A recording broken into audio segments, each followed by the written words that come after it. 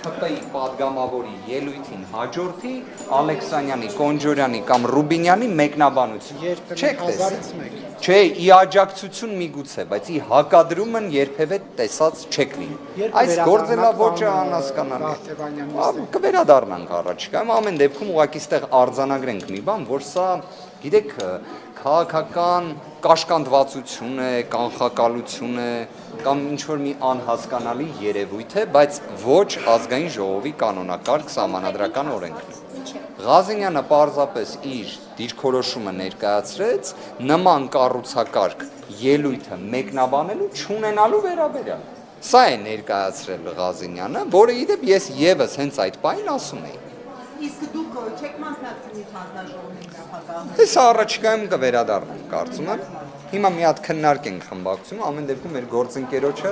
ակնհայտ ապօրինի կերպով հեռացրեցին ինքների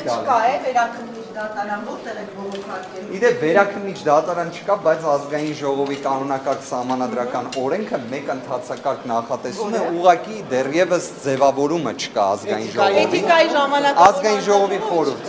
Ազգային ժողովի խորհուրդ։ Հա, բայց չի կարող չէ տարածվել նախորդել։